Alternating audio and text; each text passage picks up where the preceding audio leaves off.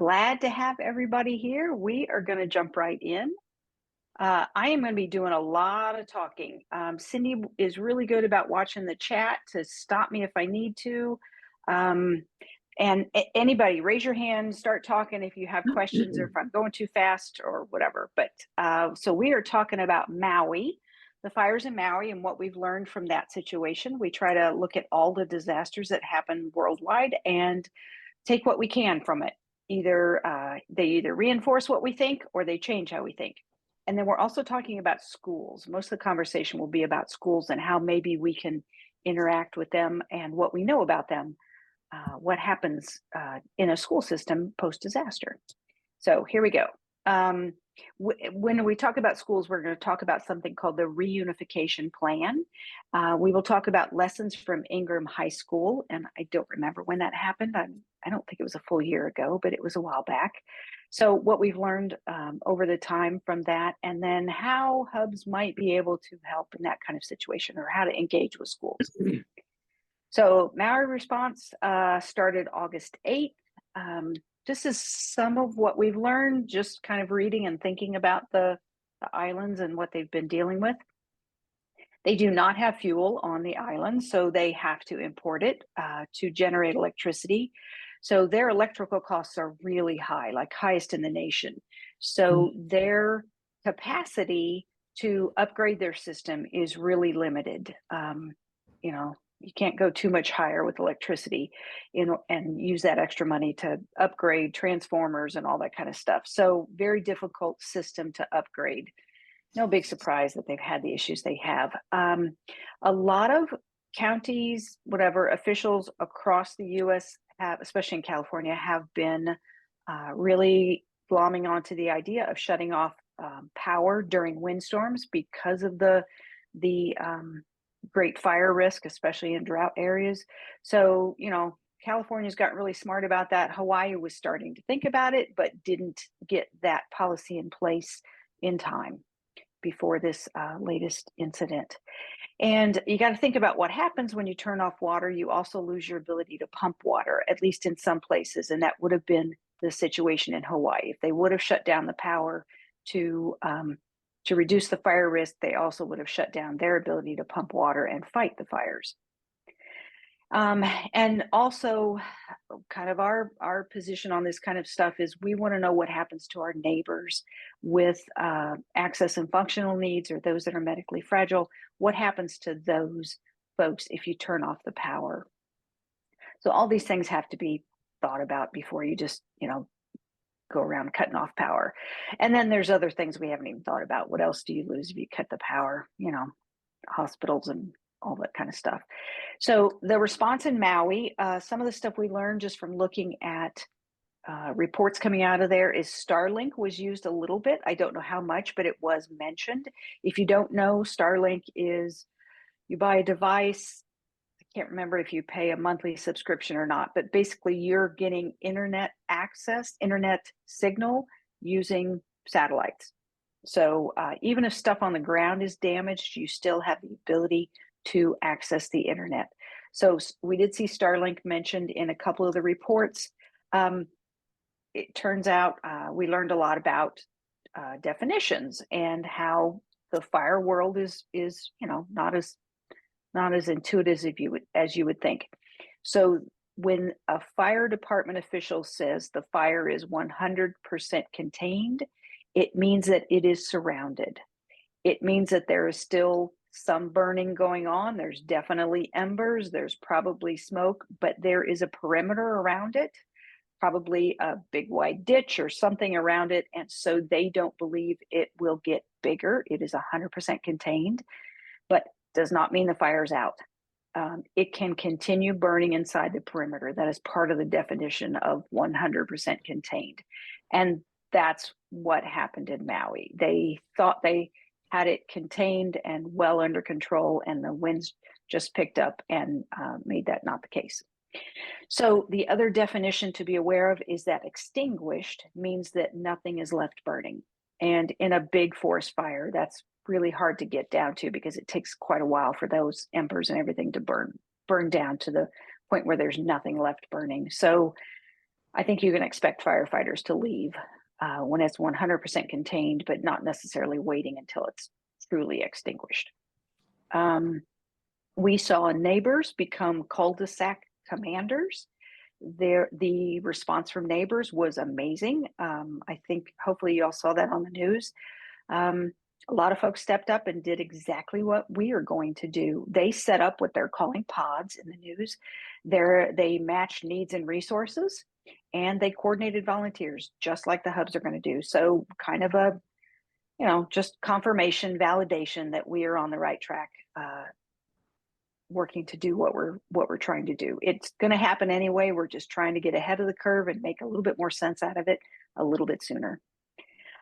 We have learned that storing donations is a big issue now that they've gotten all these donations from, I guess, from the mainland and definitely from other islands and other areas on the island. They are now asking for semi trucks, ISO containers to store all of this. So always donations is a big issue. Because this is a hub crowd, I want to encourage you to make sure that whenever you're doing training with the hub, you always emphasize that we are not the spot to bring your stuff to donate. That exchange of gear, resources, food, water, whatever should happen out in the community, but do not allow folks to bring stuff to the hub to be disseminated, because you will be overrun and you're going to have to protect it from the weather, and it's just a big mess. So don't even let it start. Yeah, I believe in our greeter position. I think we have emphasized that because that's kind of the first point of contact for the hub a lot of times. Do not let folks drop stuff here. Have them keep it at their house and we will send folks to them. So, Anne, before you leave that, I had a conversation with someone today and I learned a little bit more. The state of Hawaii has reached out to the state of Washington and they are asking for multiple support things. But one of the things they specifically asked for is train people to come out on 30-day deployments to start managing the donations. Wow. It has gotten to be already so overwhelming that they're having to bring in people from outside to manage the stuff. Yeah. And that what the the two of us talking sort of question was, does that mean they did not have a donations management plan in place and they're having to set one up on the fly? Or does that mean it's already so overwhelming that it's exceeded the ability of the plan that they had to handle it? Yeah. Red Cross is said to not, they're really focusing on the human needs and people and sheltering that consumed them right at the beginning. So the donations management, which so often they do, was not picked up right away at the beginning. Yeah, I can totally see that. Yeah, even if they had a great plan, it probably would have been overrun. I know we've heard that gift cards are really, really helpful.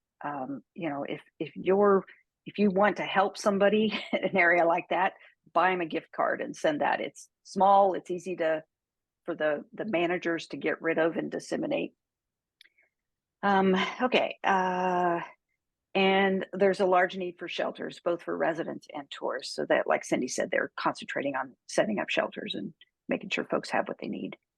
So any other things you guys have seen in the news that you thought was interesting that would be helpful to a hub audience about the response in Maui?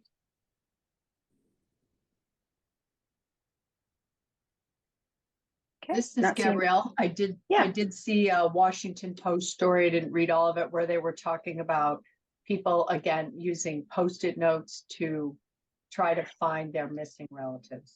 So it was a board or whatever, but that was the way they were trying to connect with people. So that low-tech approach again. Right.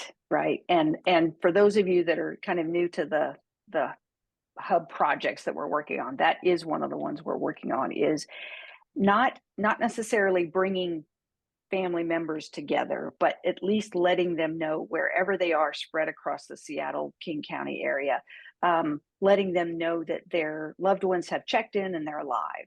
So that we're calling it the welfare messages. I am safe messages are when somebody in the impacted area sends a message to Aunt Louise in Ohio saying, I'm alive, I made it through the earthquake.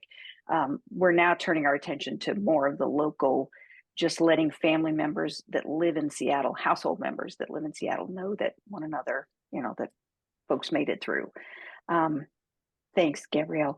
I think Ron Zuber sent me an article on, and sorry, I didn't have a chance to read it.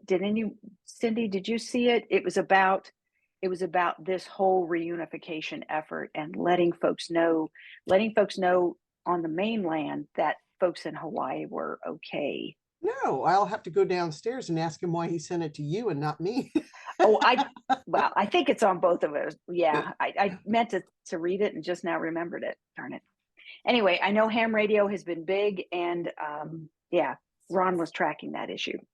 Typically, also for everybody, Dave Wilma, who is our liaison with Seattle Auxiliary Communication Service, the radio team, he always does an after action from the radio perspective on what went right, what didn't go right, what was unplanned. And so we will benefit from that when that gets completed.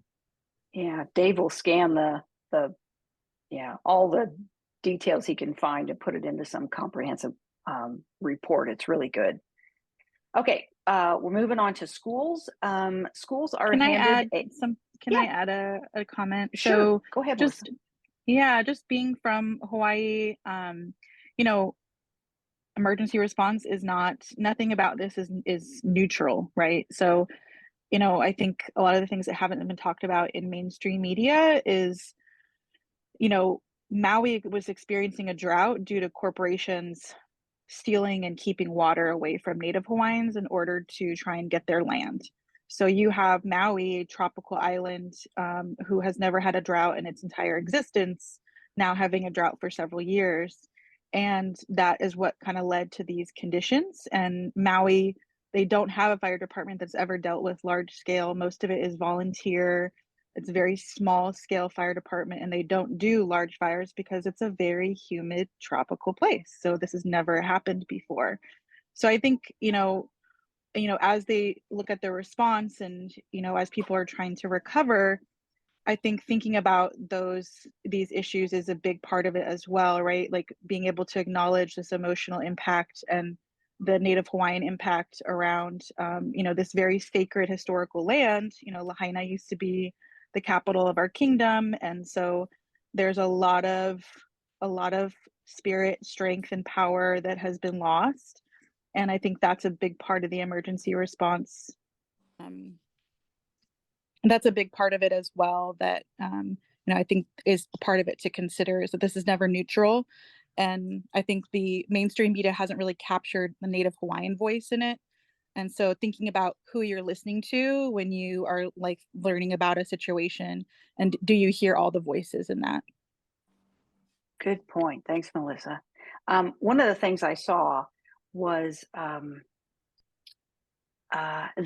because Hawaii is such a touristy destination, there's folks that are, scuba diving, snorkeling and surfing, and people are just like, could you give us a freaking break? Give us time to mourn. I thought it was really interesting. Okay. All right. So we're going to move on to schools. So schools are given at the beginning of every school year, they're handed a site emergency management plan, and they need to figure out how to make it work in their school. So some of the highlights, and this is a Seattle public school system program, but it's pretty much nationwide. The Office of Emergency Management lets the schools know these are the hazards to concentrate on. There's lots of hazards out there, but let's concentrate on in this case, the top three, which is earthquake, violence/terrorism. So, any kind of issues like that in the school, and a pandemic. Surprise. So response options, the schools can do multiple things. They can evacuate, meaning they take all the kids and all the staff and they go somewhere else because there's a fire in their building, a hazmat spill in their building, a gas leak, something like that. They can also do what's called a reverse evacuation, and that's just pulling everybody inside the building quickly. And that's like a hazardous material spill outside of the school, where you're trying to keep people safe and get them out of that danger zone quickly. So you pull them back into the school. There's also shelter in place, which is, it's kind of an interesting concept. So if you did a reverse evacuation, you're pulling everybody inside the building because there's a hazmat spill out in the community. You don't want to encourage parents, guardians to come get their kids, because then you're pulling them into harm's way. So it's all this kind of stuff that has to be thought about. Snowstorms, community violence. So a lot of times you sort of shelter in place, but you're not encouraging parents to come get the kids. Lockdown, meaning you do a little bit more than just sheltering in place. You are actually, school is disrupted. You are finding the safest place in your classroom, and you and the kids are hunkering down. So that's a lockdown. One of the things I learned reading through these plans is that each school has the possibility of a very site-specific event, something that's only happening to them and not the entire system. And their guidance is do what you should do what's needed, and tell us about it later. So they don't, they take action and they tell the school system about it afterwards, quickly afterwards. But yeah, they're not waiting on guidance from Seattle Public School. If there is a large incident, whether it's a couple schools or one school, you're going to have different tiers of management, I guess. There's going to be something at the school, and it'll either be at the school or nearby, depending on the situation. And then they will contact the safety department at Seattle Public Schools. And then if necessary, the school system, the district itself, will open up their emergency operations center. So it's a 3-tiered approach. Let's talk about their reunification plan. So this is what they put in motion if for some reason the normal school day is disrupted and kids are going home, kids are leaving school and going and are reuniting with parents and guardians weirdly. So it's not 2:45 and all the 4th graders are standing out on the sidewalk after school and they're waiting for the bus to come get them, or kids are walking home, or parents are driving up. That whole system is messed up. And so they have to figure out, the schools have to figure out how to get the right kid home with the right adult. So this is kind of what happens. First, if there is a reason for the reunification plan to go into effect, the school will lock down pretty tight. And not like kids aren't, in the safest corner of the classroom or anything like that, but the outside doors to the public will be locked, and there will be one main entry point. You cannot use a million doors, which is kind of the way schools are anyway. And the whole situation becomes very, very tightly controlled. So kids are typically, sometimes they're left in their classroom with their teachers. A lot of times classrooms are combined. You put 2 classes with one teacher, and that frees up that second teacher to go do something else involved in the reunification plan. Sometimes the kids, just depends on the situation. Sometimes they are all herded into the gym and they're allowed to have recess, with a couple teachers watching just to make sure everybody's safe. And then other staff members go and execute this reunification plan. So the point here is that the kids are supervised and they're really well controlled. The school will set up some kind of a check-in desk. And again, this can be happening in the school, or if the staff and the kids have all evacuated to another building, it would happen in another building. Just depends on the situation. But someone will put together a check-in desk, and parents will arrive willy-nilly, whether they're walking or driving or taking the bus or running or however. They will get to the school at crazy times and very disheveled. They will approach the check-in desk. If all of the paperwork is in order, and we'll go through that in a second, but so if that's in order, the check-in desk will send a runner to the student supervision area to go get that kid. They will send the parent to the family reunification area. There's a little bit more paperwork in the student supervision area down here, bottom left. And then that runner and that child go to the family reunification area, and adults and kids are reunited. And they typically leave the building through a separate door than the one they came in through. So that main entry where everybody's kind of funneled through, typically the reunited couples, kids and adults, do not go out that same door because they want that family to leave quietly, leave with very little trauma. They don't want a million people asking them questions about how's my child, what's going on. They don't want that kid to be cross-examined by every parent standing out there. So they typically leave out a back door, and they're encouraged to go straight home or go pick up your other kids or whatever else you need to do. But don't hang out. You and your child leave the premises. So that's the basic plan. Here's some paperwork, and hopefully you can see this. I know it's kind of tiny. This is the form that every family fills out at the beginning of the school year. And so it's got the typical, demographics about the student. Here's the parents' names or guardians' names. Here's emergency contact number for if they can't reach a parent.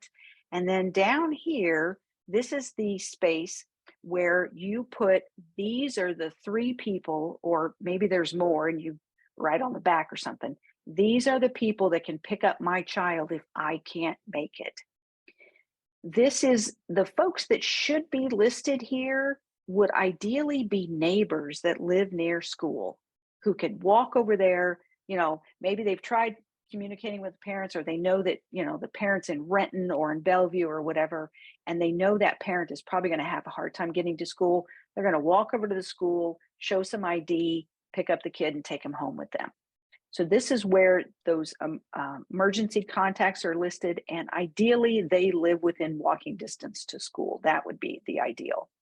This paragraph here says, please provide contact information for a friend or family member who lives out of state who can be contacted in the event local telephone service is interrupted. So this is what we consider the out of area contact.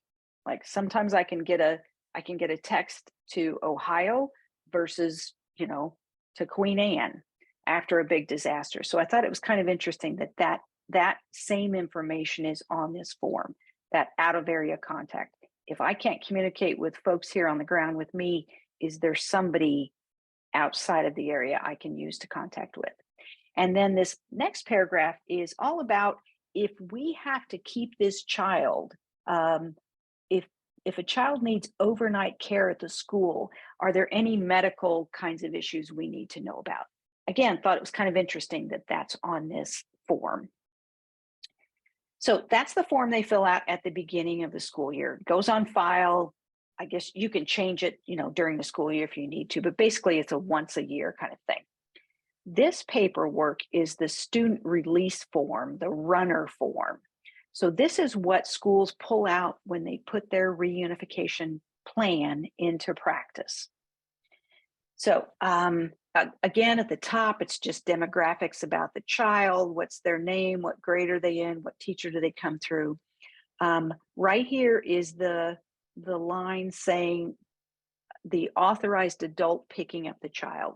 So that adult standing in front of that check-in desk, their name would go right here. This first block is filled out by the check-in staff, and they're looking for 3 things. First of all, do they have ID saying they are who they say they are? Second, are they listed on that first form we just talked about? And third, have they made contact with the parent? Is the parent aware that they're picking them up? This is not essential. You don't have to prove that you've talked to the parent, but it would be nice for the school to know that the parent understands that, neighbor Susie is picking up this child. So this first block is filled out by the check-in desk. Oh yeah, I just went through all those. This next block is filled out by whatever teachers or staff are watching those kids. On the slide I showed, it's that bottom left corner where all the kids are gathered. And basically that the supervising person there is saying what happened to that child. Did they leave with the runner to go get reunited? Were they absent? Like that child wasn't in school today. Are they potentially in the first aid area, meaning they've been hurt or worse? So they weren't in the supervised area. They're off in another location getting the medical care they need. Or, heaven forbid, we don't know where this child is. So that kind of information is marked on this form, and then the runner takes it to the reunification area. And then this last area is filled out at that final stop. Again, there's more staff members there in that bottom right-hand corner of that previous slide, the family reunification area. Basically, did the kid leave with the adult that they were supposed to go with? So plenty of checks along the way. You don't get to leave. You don't get to leave if you don't have the right ID, if you're not listed on that form, or if the child's injured and not in a position to leave. And then this form we're looking at goes back to the check-in desk. And the reason for that is if, let's say, mom got to the school and picked up, student Joey, and then dad shows up 6 hours later and says, "Where's Joey?" The school wants to be able to say, "Oh, we have proof that at this time on this date, the child left with mom." So it's just trying to get them the information they need, keep track of what happened to that child so that everybody's kosher. So any questions? A couple things in the chat. Okay, yeah. Good questions yet. Lots of conversation, yeah. Hi, Anne. Question, do you know if there's any knowledge going back and forth between the SPS, EOC, and the hubs? Do the schools know that the emergency hubs exist already? Is that something that you encourage us to do locally on a local neighborhood level? Yeah, Robert, you took the words out of my mouth. We're going to get to that at the tail end of this. Kind of what might a hub captain do if you have the bandwidth? Okay, so this reunification plan, the goal of the school is every child is released into the care of an appropriate adult. Some of the issues with this whole system, there's many as you can understand. A lot of times you don't know what's going on. The school is trying to, as in every disaster, they're trying to figure out what's the scope of the issue. Do we need to put the reunification plan into place? Can we maybe, will this all be resolved in an hour and a half and, we can just sit tight? So it's just lack of information. It's what we all deal with after disasters. And what you do depends on the issue. If there's a gas leak in the school building, that's one situation. If the gas leak is nearby, that's a different situation. And maybe you send kids home in one and maybe you don't in the other. Maybe you evacuate the kids and, hang out for the rest of the day. Fire, it's another issue. If it's in the school building, that's kind of clear. You're going to evacuate. If it's a nearby building, you just got to make the decision about whether or not to sit tight. And again, if there's a fire near your building, but not in your school, you don't necessarily want parents rushing to your school to pick up their kids because then they're coming into harm's way. So earthquake, is the building damaged? The decision is, do we continue class? Do we maybe modify a schedule and we release everybody at 2:00 today instead of 3:15? Do we evacuate? When schools evacuate, they typically try to evacuate to another school, if at all possible. Sometimes that's not within walking distance, but if it is, a lot of schools will set up a relationship with that sister school, and they kind of share that idea back and forth.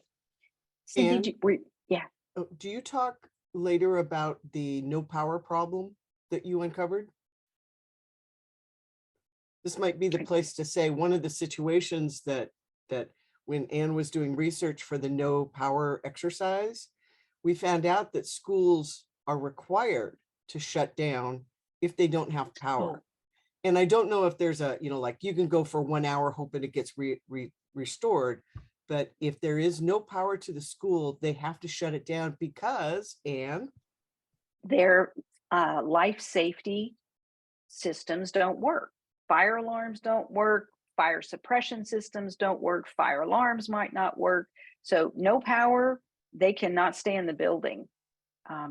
So I thought that was pretty interesting. I never thought about it that way. I'm like, well, just move into the gym where there's windows and continue school. No, so you're a little archaic, Anne. Yeah, we have not bored into that going, so it's, it's an earthquake. There is clearly no power. You might be outside the building because you're afraid to go back in, but it's pouring and you're going on to hour 8. What are you really, really, really going to do given all those bad choices? Yeah. Okay. So, talked about all those more issues. And this is stuff we may see more so on the outside of the school building than it's not as much an issue inside the school building, but obviously kids have phones and they are texting and calling parents. So parents are all spun up and getting all kinds of information and pleading phone calls and everything else from their child. And, you can just, I can feel my blood pressure rising, and I don't even have a child in school at the moment. So the other thing we learned from, which I should have realized, but I didn't, what I learned from Ingraham High School is that the whole process of reunification is really slowed down if a crime was committed. A fire is one thing, and, you can investigate a fire without talking to a zillion kids, I guess. But for something like violence in school, the police department is there and they have the con for a while at least to figure out what's going on and what was the timeline of events before kids are left. They need to get statements. So that really slows down reunification. Older kids that are over 18, I don't think there's an ability. I don't think you can force them to stay in school. I didn't see that in writing, but that's kind of what I'm guessing. What about the 17-and-a-half-year-old who drove himself or drove herself to school? They're going to sneak out, they're going to hop in their car and they're going to get out of there. I can just see it. So controlling these older kids is really tough. Some kids have half day of school. They're there in the morning and then in the afternoon they go to an LPN program or medical assistant or whatever, some kind of can't remember the right word, some kind of program training where they're very hands-on kind of program. Do you keep those kids there? Do you let them go? Because on a normal day you would let them go. This will be an issue if an adult shows up and they're not on the form. They can't release the child to you. That could cause great frustration. If you don't have ID, good gracious, you ran out of the house, you ran out of work, you left your purse in your car, whatever, and you're hightailing it to your kid's school because you're desperate to get to them.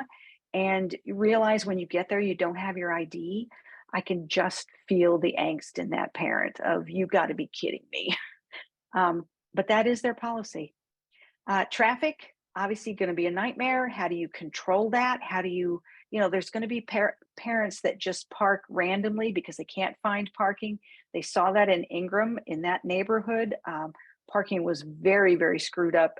People were parking everywhere. They were desperate for parking spots. So the school somehow has to keep some lanes of traffic open for emergency vehicles. That's a tough one. Weather, how do you keep people dry and warm when it's Seattle and it's winter and everybody's standing outside because they're dying for information?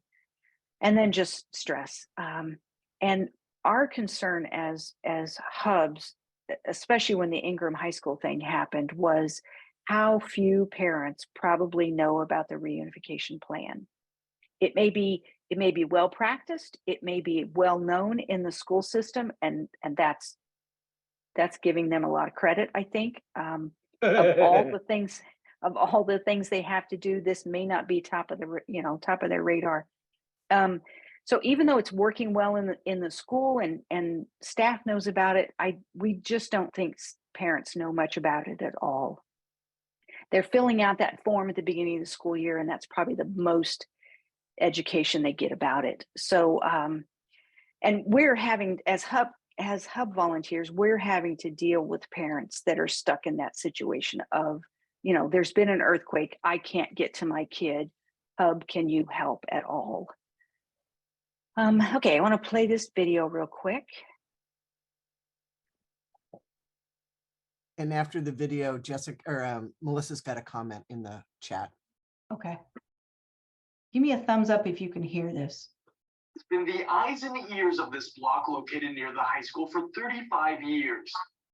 And she's never seen anything like what unfolded Tuesday. It was just a zoo. I mean, there were cars everywhere going up and down the street, people trying to find places to park. Norton, along with many other neighbors, did everything they could to help the hundreds of concerned parents that arrived just outside their doors, rushing to find their children. And I was telling people they could pull in and park, you know. So we were just trying to accommodate whatever we could do. I know my sister-in-law even got somebody some tea or something in their car. You know, we just did what we could as a neighborhood with the situation that was presented to us. My husband let me know it was. As a memorial grows outside. So that was kind of what got my attention about this whole thing. And I live relatively close to Ingraham High School. Nathan Hale is actually much closer. I could walk to Nathan Hale. Just this idea of there were neighbors that were stepping in and they were helping. They were providing parking. They were, you know, tea. I mean, how comforting is that to have a neighbor offer you a hot cup of tea when it's, you know, cold outside. Luckily, it wasn't raining the day of the Ingraham incident, but obviously it could be. Got a couple pictures that were, I think these were from the media, I'm not sure, but obviously lots of folks here. You can see a couple tables set out, and we never did figure out what was written on these tables, but I think it was something of an alphabetical, like, you know, the tables were A through Z. Yeah, Cindy's shaking her head. Here's another picture from the side of those tables. So quite a few of them, and you can just see all these people milling about, probably desperate for information. Again, luckily it wasn't raining, but figure the odds of it being a dry day. And then, so more lessons we learned. They did have some gear malfunction, and nothing against Ingraham High School, could have happened to anybody, but their bullhorn didn't work, which I thought, good gravy, I have a bullhorn in my hub box. I would have loved to have brought it over and volunteered it to whomever needed it. There was no ability to shelter those families, those parents. So they're all just standing outside. I'm sure some of them were sitting in their cars, but, you know, for the most part, they were standing outside, and they probably would have been standing outside in the rain. Got lucky, there was no rain. Took a very long time, again, hindered by the fact that this was a crime scene. We did learn that students were dismissed by class. So even if you came up, like, let's say you're the fifth person in line, the fifth parent there, if your child wasn't in Mrs. Smith's English class, you weren't reunited until they got to your child's class. So that obviously could take a while. I was really surprised they did it that way. I get it, but it would be interesting to see if that was really their plan, or if that's just how their plan was executed. Any other lessons learned from this that I missed? Not the lessons learned. I think you pretty much captured it. There is an ACS person who was a parent. There is an ACS person whose spouse was a teacher, and we know of one person who they were one of the community safety officers who responded. So we have not interviewed them, but we have other places we can get some of the, you know, so some of it's kind of like not helpful for hubs, like what was the mechanics going on in the inside in this particular incident. We're really looking at, and those are the two parts of the conversation coming up. What could we do as hubs? Should we do as hubs? Should there be another incident? And then what can we do to help educate parents ahead of time? So that's what's in the chat, is people are chomping on the bit. Yeah, to talk those things. Thinking about it. Excellent. Okay. So how does this concern the hubs? My immediate instinct was, I have gear, I'm happy to get involved if they want me there, if they want Ann Force, the stranger, who drives up with, 4 canopies in the back of her car. But we, most of us have access to gear, at least some, bullhorns, clipboards. We certainly have the ability to organize just because we're in this organization. And, most of us have kind of a list of neighbors that we could call on to help. So I think we are uniquely suited to help out in these situations. We are looking for a chance to understand the plan and inform parents about the reunification plan, again, because we're trying to reduce the stress in our neighbors. And then, we're trying to safeguard ourselves and not have so many upset neighbors post-disaster. I want to mention, go ahead, Cindy. No, but we're going to come back to what you can do as hub captains. Yeah. I'm going to throw this in here weirdly. I just learned about this. I should have known, but swatting is a thing. So swatting is basically calling in a bomb threat or something like that when you have no intention of doing it. So you get all of the, the first responders, the police, the school, everybody, you get them all on high alert.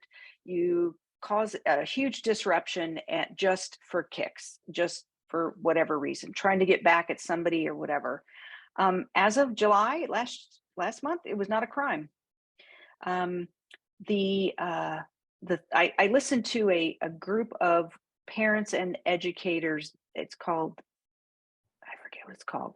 It's an organization that's really trying to prevent crime in schools and really get a handle on it. You've probably heard of them, but I can't think of the name right now.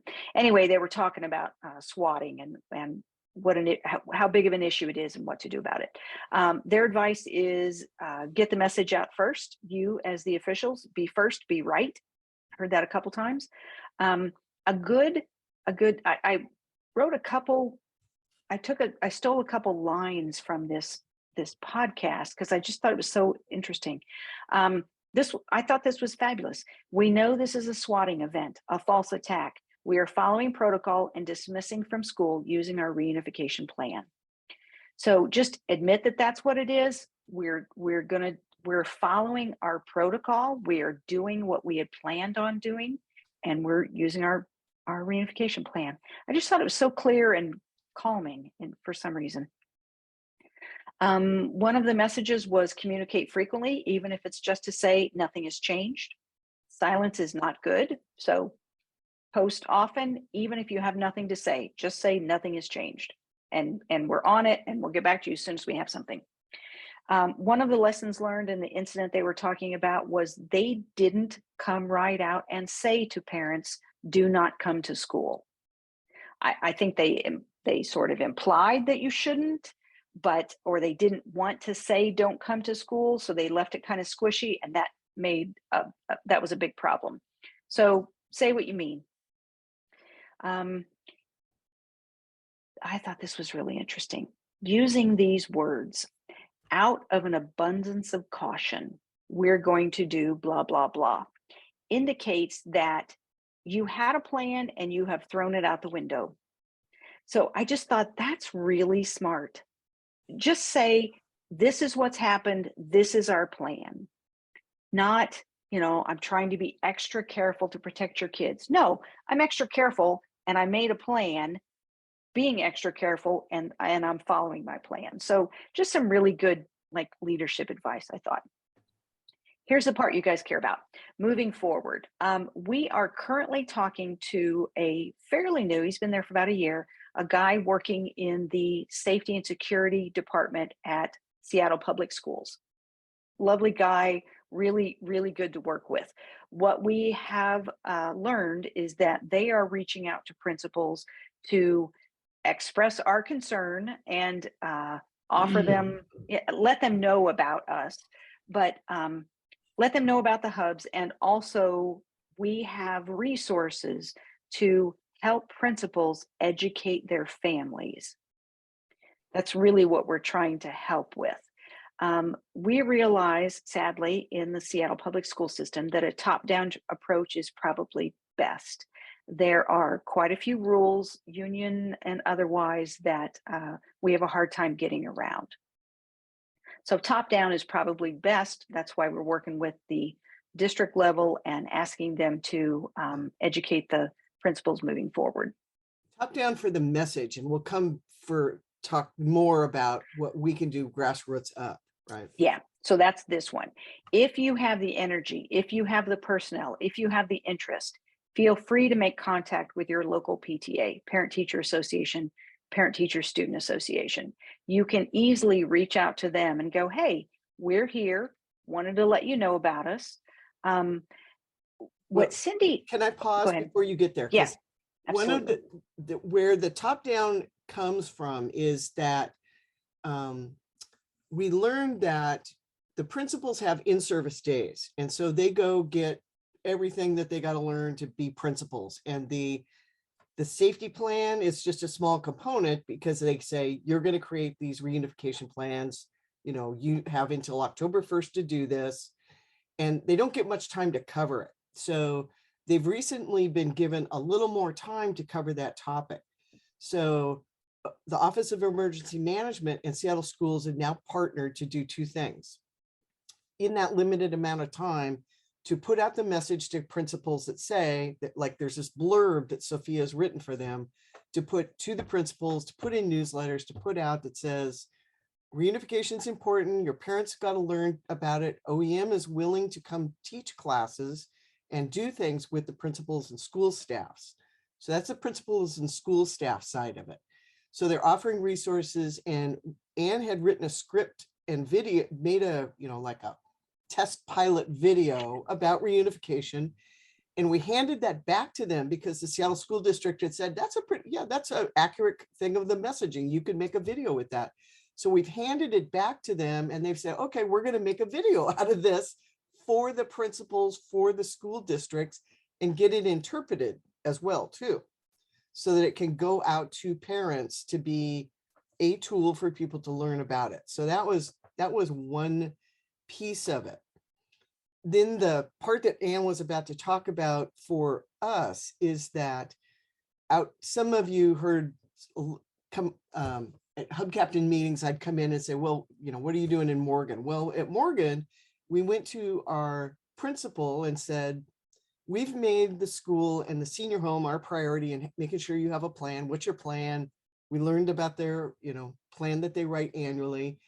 And we wanted to get to the parents to talk about reunification. So she hooked us up with the PTA.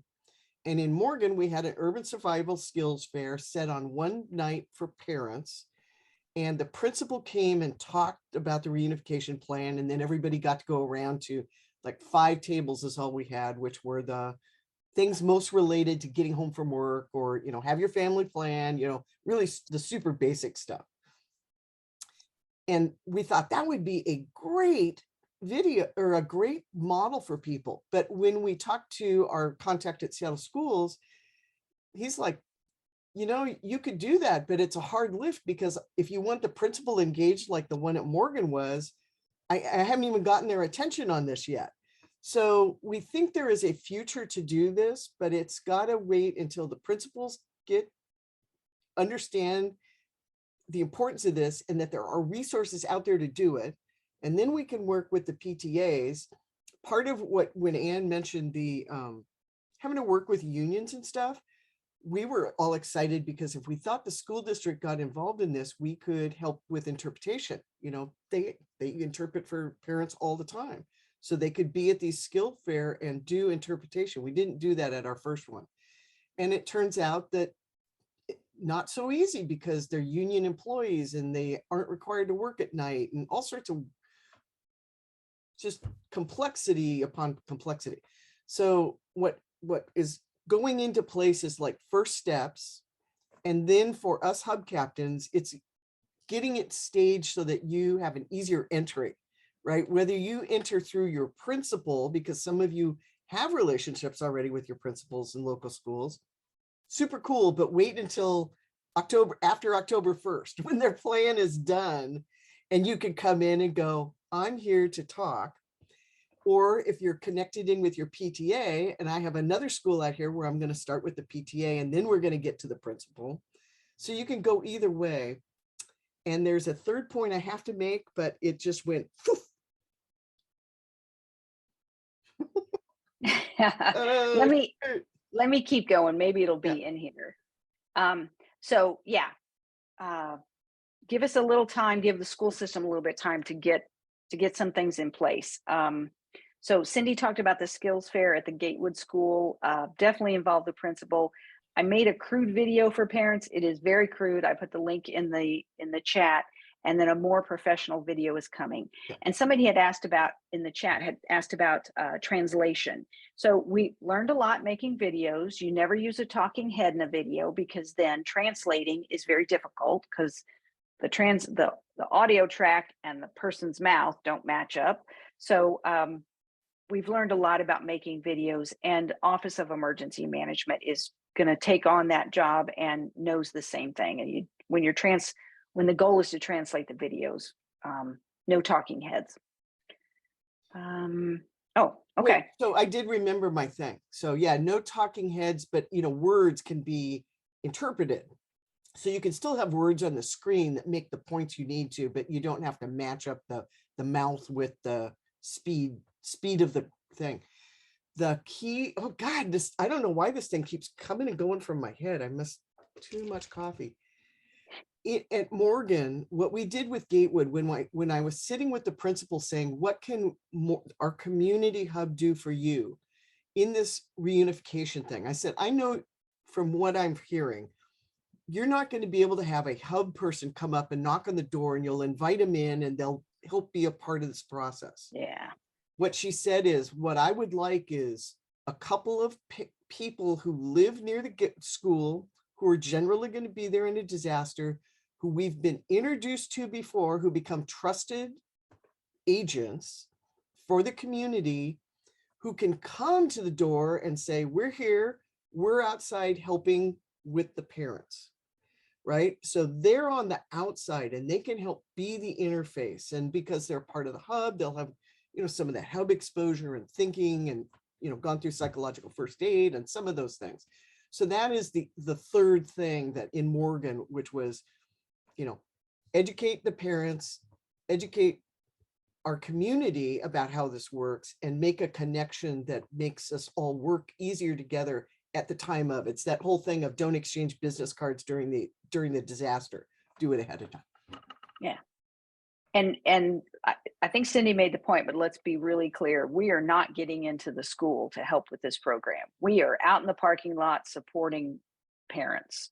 So we won't ever be allowed in the school to help with the plan, but we can do a lot on the outside. Yeah, I think a key thing to make sure we say to all hub captains is that this is not a requirement. We're not labeling this onto hubs as, your new mission. This is, if it works for your community, and some of you are small enough where it works perfectly, others are going, I can't personally commit to this. It just gives you education so you know what your options are. If you have the bandwidth, perfect. If you don't, okay. And if heaven forbid you are faced with a parent that is struggling with this whole issue, you'll understand why. It's kind of baked into the system. There's a lot of stress. Being a parent is very stressful. Okay. Any last comments? Sorry, any last comments about schools, Maui, response, anything else? Because the last thing I'm going to do is talk about a couple upcoming events. Robert, did we answer all your questions? Okay. Yes. Frank, did you raise your hand? Yeah, I did. I had a question. I perhaps misunderstood, but there's a site emergency management plan that goes out to each school, correct? That they do that, they set that up? Yeah. Well, each principal writes their own. They get a template, that guides and they them fill on it in. what to, do. Okay, copy that. Each principal writes his or her own. Is the reunification plan for that specific school and how it will be communicated to the family part of that required plan that principal puts together? That's the problem. It's not required to be communicated. At this time, it's not required to be communicated. Right. The plan is for the staff to enact. Who some of you guys know I talked. Well, yeah, You guys, the audio is really patching in and out here, so sometimes I don't hear large phrases. I'm just curious that I would think the superintendent of the district would have the authority to require that reunification plan included in that management plan. Sure, I'm sure it's coming. It's just it's a difficult concept to get schools up and running with. And just to be clear, the reunification plan is required to be in their response plan, their site called a site plan. So that is required. What I was answering was, is that required to be taught to the parents? And no, there's no requirement for the parents to be educated on this. The parents just have to fill out those forms. Tom's got his hand up. Yeah, Tom, go ahead. Yeah, I just want to point out, I did go, just for background, I did go through all of this with my child's school back before the pandemic. And what you're going to find is that, you know, the district requires the principals to file a plan, quote unquote, is basically, like you said, a form letter that says, yes, we have a plan or whatever, but you're going to find a wide variety of readiness in this. Yeah. Before I inquired at my daughter's school, there was no plan. And basically, I was in a position that principal knew me well. I had my kid there, and I was going to have to go through this anyway. So I ended up developing the plan for the school. But of course, they have to do all these sorts of things. They were more concerned about, you know, they kind of wrapped this into their safety program. They were more concerned about school shootings and other kind of like safety things than they were about disaster planning. But due to my input, they were actually able to think about that a bit. You're going to find that most smaller schools, especially, don't have the staff to really put a lot of time into. So the reason why you probably won't see anything published out there is they don't have anything beyond the form letters. I know that I've seen some out there, like Montlake, I think had their plan posted, or at least a basic plan of like, this is what you do. So you're gonna have a wide variety of things. There's hundreds of schools in the city. So, you know, they can require it, but then you have to actually be able to work on it. And you know, there's a whole grade of things. You can have a plan, but it doesn't make sense if you don't actually, your staff doesn't know what to do and you don't actually work through it, let alone tell the parents about it. So you're going to find a wide variety. Yep. Melissa's saying the same thing. Melissa's saying the same thing in the chat. Her school. I've been getting phone calls from parents, like you know, like there's the principal and there's the office staff, and then there's parents who are sort of part staff, you know, kind of like key volunteers. I'd be getting calls from office people and those parent staff people going, the principal just handed us the book and we have to write the plan. Can you help? And, you know, that was how I found out that like there was only maybe at the time, this was like 6 years ago, 2 schools had one, and we kept pointing them to like John Stanford going, go to that one. They've got a good plan. Copy that one. The hiring of the guy that we've been working with indicates that the city has finally, you know, we need to, or the district, you know, we need to get this into everybody's hands. We need to enforce them. So Melissa, if your kid is still in school, every school is supposed to have theirs turned in and approved by October 1st. So after October 1st, you know, as a parent, you might just walk in that office and go, I'd like to see it's called a site plan. So ask to see the site plan. Yeah. So, and I will say, Tom was really helpful in sharing the one that he did with his kiddo's school. And what it is the template, they literally can just fill in the blank. There's blanks throughout the template, and they just put in their name of the school and they submit that to the district. So every time I asked for it from my daughter's school, they were like, oh, we don't have it yet. We don't have it yet. And this was just only the principal, the vice principal, and the main office person even knew what I was talking about. Everyone else was like, the what now? The what now?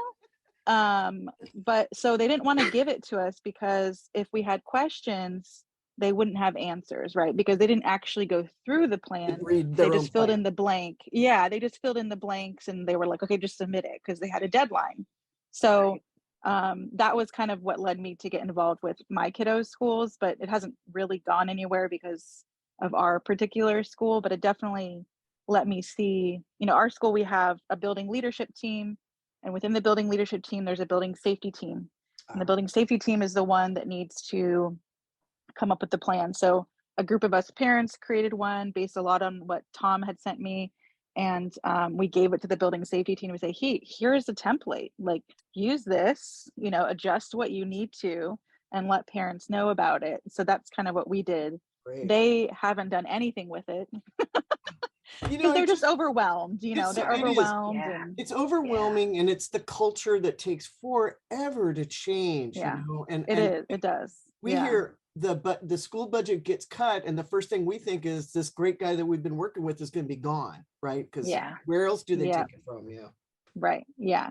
So yeah, I think it was just disappointing to see that even after Ingram, you know, what you saw, you know, a lot of schools after Ingram, you know, it was like they were really secure about like locking the doors and making people sign in and wear name tags, but there was no like bigger picture plan even after Ingram, which I was just a little disappointed about. So I'm like, you know, hey, like this is now it should be more, you know, close to you. But yeah, so I'm great. I'm really happy y'all are working with someone SPS, and I definitely agree that for SPS it needs to kind of be a top down thing. So that's, you know, thank you, and hopefully it continues to be successful.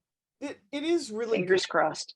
It feels encouraging. It's just slower than molasses, but we wanted everybody to sort of, as the school year kicks off, sort of know where we've gotten to this year. You know, we'll see how it goes during the year. And then especially those of you who have kids in schools or connections with PTAs or connections with the principals, you know, start to, you know, feel them out, you know, that'd be great.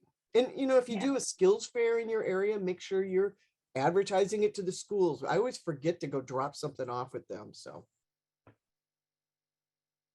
All right. We are gonna wrap up. Last thing is just announcements. So lots going on. First, Cindy put this in email, but I'll just emphasize it. Infographics, which is pretty much the only piece of paper I get from the Office of Emergency Management. They are not stored on site anymore, so you have to give them some lead time if you want to pick up. And I believe the rule still stands that you can only pick up 50 at a time. And then I'm not going to read through them, but there's lots of great events coming up. So does anybody have any questions about events or? I'm looking to see if there was something about the North Capitol Hill. Yeah, she's put the sign up link in the thing. They would like people to sign up. You're not going to take any positions away from any of their volunteers. They want to do a buddy system. Jessica, if you want to talk about it, but. Yeah, thank you. Just one quick thing. I did just put it again in the chat so that it's right there for you. Exactly. So we don't have any of our hubsters in that sign up because I wanted to do that on the fly, but you will be assigned with one of our hubsters, one of our team members at each station. We're not going to stand up 100% of our hub, but probably 50 to 60% of our hub will be stood up. Thanks. Cool. So somebody asked about maps in the north, and Melissa asked about maps. So the map project still going on. I've extended it multiple times, and at this point it's because of me. So there's a lot of folks in the north end that have not ordered one. Cindy did a good job of rounding up the folks in the south end. So I'm going to try and close this down at the end of September. I have a lot of maps printed, probably 10 different hubs, and I just haven't had a chance to deliver them yet. Melissa, I have yours, you Heights. So anyway, if you haven't done yours yet, please get it in. Yeah. So any other last minute things? Question, will there be any other radio workshops coming up? North Capitol Hill is going to do some hands-on. Typically our messaging workshops that are not the GRMS clinics that Ann and Ron were doing come in March. That seems to be when ACS goes, we have a gap. Let's get our radio workshop in March. I'll do an advertisement here. In our retreat coming up in February, March, we do a biannual Hub Captains retreat so that we can lay out what kind of drills are we going to do? What kind of patterns of stuff we're going to do? And that's something Ann and I have been talking about, is onboarding new hub captains, some kind of a pattern for that, and regularly scheduled radio workshops, because those just take a little bit more intensity than the drills, which we get to do. So if you have ideas about that, start saving them up and, bring them to the retreat. But but I know March is going to be at least one kind of a radio workshop.